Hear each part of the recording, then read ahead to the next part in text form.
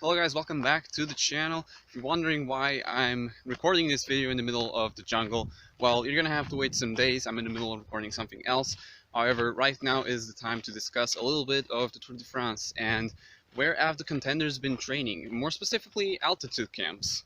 So what is an altitude camp exactly? So for someone that may be new here, altitude camp is something that cyclists do usually 2-3 weeks in a place at altitude, usually between 1500 and 2500 meters of altitude, and the whole point of it is pretty much it forces your body to produce more hemoglobin, if I'm not mistaken, more red blood cells, so that it can transport oxygen better, hence pretty much climb better. That's the basic way of saying it. In my opinion, the number one favorite for the Tour is Primož Roglič, and I think that he is indeed still the number one favorite for the Tour, even though he crashed at the Dauphiné and had to abandon. He's been in team since he's left the Dauphiné, actually, with his team, with most of the riders he's going to be with at the Tour. And in July, he also spent 3 weeks there in team, just as they did last year. The team, they're still preparing for the Tour, even though Steven Kruijswijk is not going to be there, and he was present at the training camps with him. It's still a very solid block that he's done. Next up is what I would still put as the second most favorite rider to win the Tour, the defending champion Egan Bernal. So he's been stuck at Colombia for several months. As you know, they weren't allowing transportation back to Europe. So he didn't do a training camp with his teammates here in Europe, pretty much, one of the big ones, as some of their teammates did, in Teide, for example. However, he was for sure he was well trained in Colombia, and he still came here and did some Tour de France recons in the Alps, and currently I believe that he is in Isola 2000 in the Alpes Maritimes alongside Richard Carapaz and Pavel Sivakov. I'm not exactly sure if he is there, but he has teammates in there, and they also were in Courchevel for some days where they reconned the Col de la Loze. Next is Tiopino. You would expect that as a French rider already living in France, you wouldn't have any issue doing some more altitude camps than the other contenders, perhaps even try to gain a little bit of advantage in there. But what we find in him is actually quite the opposite. So in Tiopino, what we find is that he only did 12 days of he only did 12 days of training camps in Tignes. I believe he was there with his teammates. Well, with his Tour de France block, pretty much, with David Gaudu, Sebastian Reichenbach, Rudy Mollard, also, if I'm not mistaken, Valentin Madouas, some of the climbers in there. Then we have Tadesh Bhagakar, perhaps one of the riders that has started his season, his restart of the season the earliest. He was in the Slovenian National Championships still in the middle of July. So it is actually also a surprise that we didn't see him in altitude much. Slovenia is a very mountainous country, but clearly the team didn't intend on taking advantage of that situation on that side of the spectrum. What we found is that still he did 20 days of altitude in Sestriere alongside Fabio Aru and some of his companions for the Tour, Jan Polanc as well, for example, Mikkel Bjerg. And he is debuting in the Tour. There hasn't been a rider finishing on the podium on his debut since Nairo Quintana in 2013. Pogačar has good chances of repeating that feat, and honestly, I'm excited. He's done so in his Grand Tour debut last year in the Vuelta, and I'm pretty sure that he can do it again if he doesn't have any big mishaps.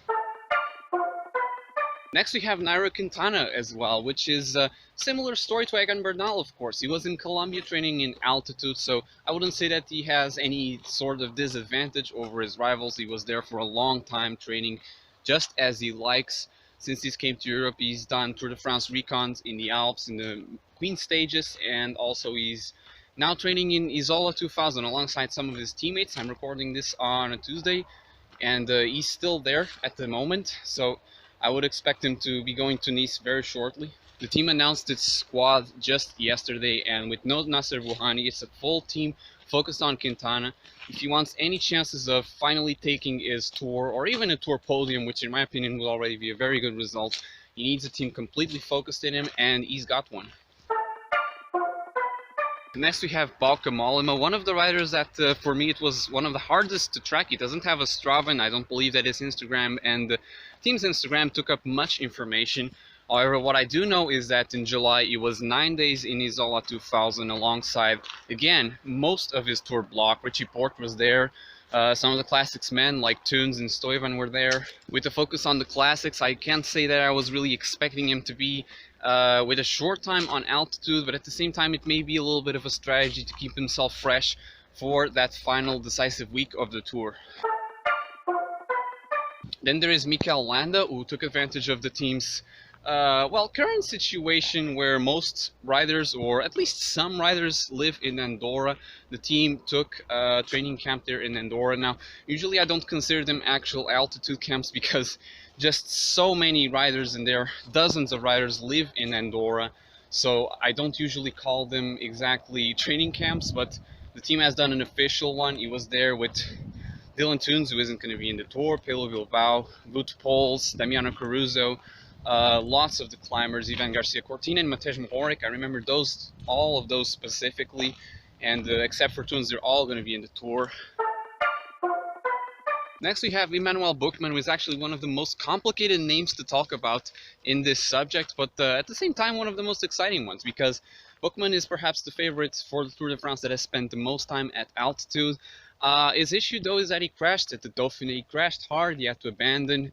One of the plenty riders who had to abandon. However, he is going to the tour alongside Mulberger and Skakman, who also got injured in the same week. They're all going to the tour, and I'm expecting them to at least be decently well prepared, perhaps in their peak at the final week.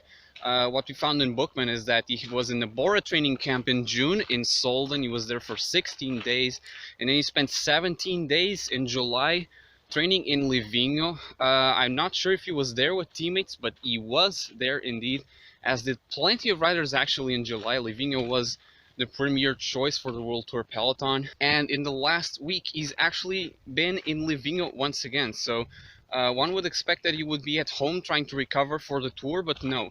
It gives a little bit of perhaps motivation to his goals, knowing that he isn't taking it easy. He's been at Livigno, he's been climbing really hard, so I think he still has good legs and good form to tackle the tour. Lopez is one of the riders that has taken more of a slow and calm approach to the tour. He's also not have any mishaps, crashes, anything like that, which puts him in a good position actually in my favorites list for the tour. He's currently training in Sestriere alongside Lutsenko and Darrell Terrada. Now, I'm not sure if at the time that this video is being posted, if they're still there. For sure they're not. At the time I'm recording, I believe they are, only the three of them, and they will be ready for the tour and to tackle what will come. Next is Daniel Martinez, which is actually one of the riders that I haven't tracked that well. First of all, because he doesn't have a Strava, I believe. Also because before the Dauphiné, I wasn't really considering him as a GC contender for the Tour. You know, always an outsider, but I think that with this Dauphiné win, he's a legitimate candidate for the top 10, and maybe even more if he has some luck and good form. Martinez has been in Colombia as well, I believe, as many of the riders that I've mentioned so far in this video. Since he came to Europe, I don't believe that he's taken part of any altitude camp before the Dauphiné. He did, however, after for 3 or 4 days, alongside what is essentially the Tour de France team, alongside Higuita, Uran, Nielsen Paulus, TJ Van Garderen, I think, some more of those riders. Next is Guillaume Martin, one of my favorite riders actually to take part in the race. Now, I have some notes in here actually, and Guillaume Martin was in a training camp in July for 15 days in Préman, which I'm not actually sure where it is. I believe that it's in the Alps, however, I never heard of that location actually. But it's something more interesting as a lower tier World Tour team, as a new World Tour team, although it's been in the past, of course. We know that he's been putting up the work, and we've seen that in the last few races. He's really got good form. In July, later then, he's also spent around a week, I think 6 days, in Isola 2000. Next is Adam Yates, and Adam Yates is one of the most incognito riders that I could absolutely track. The Yates brothers are just horrible to follow if you want some information like this. It's hard. Now, I believe that they didn't take part in any altitude camp or Tour de France recon. I think that is the case. However, I believe that both of them were training in Andorra. I think both of them live there. I know that Jack Haig does, and he's one of the main supporters of the Yates brothers. And I know they live there. I haven't seen any information on where Adam Yates could have been. He says he's not targeting the Tour du Cie as well, but I have my sneaky suspicion, though. I consider him as a favorite, as an outsider, of course. He's been training in Andorra for sure. Not in any specific altitude camp, but he's been at altitude. Then there's Juliana Philippe. Now, Juliana Philippe is a funny case because he's been training in Passo San Pellegrino in the Alps in Italy in July, as did the whole De Koning team, which was something that I particularly liked, although a bit risky, of course. They were trying to get everyone from the team back in form in the bubble safely. I think they did so. They did well. They're winning a lot of races. Alaphilippe has said to be making a slow build-up for the Worlds and hunt stages at the Tour, but I know that for sure he's going to try something sneaky in the first week, perhaps. He's showing good form lately in Milano San Remo, and yeah, I think that he's capable of more than just hunting stages in this Tour. Next is Romain Bardet. So he's another rider that has said that he wasn't going to target the Tour. However, I have also my sneaky suspicions in here. He may not be planning it at first, but he's got good form.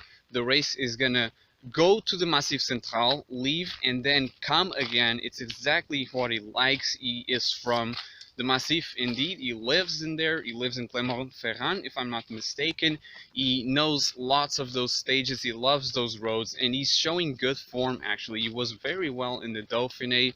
He was looking sharp. He was looking aggressive, and actually battling with the strongest riders in the peloton, which is something that I haven't seen for a while. And Romain is a rider that I really love, and I hope to see him well. So even if he's not targeting the GC, I'm always going to put him here because I just love to see him race. He spent 6 days training in the Massif Central alongside some of his team back in June, and then he spent 12 days in Val d'Isère above Tignes in July with what is pretty much the Tour block.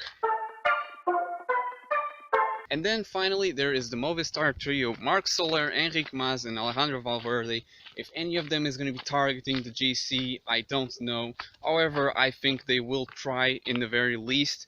They've spent 9 days training in the Pyrenees back in July, so a short training camp. I can't really say that I understand why they did a camp, but it was so short. In 9 days you don't really get any significant gains. However, they are playing their part. They're trying to do their role. Let's see how they do in the Tour. Perhaps they're doing a slow build-up to peak in the final week. That is the only thing that I can expect. I'm not just going to trash them. I know that it's easy, but I'm going to keep my mouth shut and be hopeful and positive that they can do well. Then, of course, there are always some GC favorites missing in here. I can give the example of Sivakov and Carapaz from Ineos, of course, but I tried to limit down for just a rider per team. Usually the Tour blocks trained in altitude in teams, except for the Colombians, and of course, I can't keep the list at 20 or 30 names. That would just make for an unbearable video. So there have also been some teams that have done Tour de France recons, official ones that I have been able to scout indeed. They were Bahrain, Arkea, Trek, Groupama FDG, Bora, Jumbo, and Team Ineos. All of them did usually in the Alps, usually in those stage 17, 18. Some have raced the Tour de Land and have recon stage 15. Some didn't, like Bookman, for example, but was actually there. Also, in the day that the peloton climbed the Grand Colombier, he was there as well before they did. Also, some recon stage 16, of course. So that 4-day vital block in the Alps is what the team's really focused on this year. As usual, those will be the deciding stages, and they were there to know what they expect. Finally, it's the teams that really are targeting the win and the podium. They were all there, almost no one missing. And here is really where you see the difference between the greatest and the really good, because they go there, they recon, they know what they are facing exactly. The teams are able to spend those resources in getting the riders as prepared as possible. So if you're interested in knowing where the hell am I getting all this information from, there is a link down below. I scouted myself. I have a big list containing all the altitude camps and the riders that I can find. There's quite a lot of them, and they include most of the Tour contenders. They include also some of the Giro contenders, of course, some riders that don't even have Strava, so have a good eye for this. Be sure to check it out. So if you want to support the channel, please leave a like, subscribe as well, and I'll see you in the next one.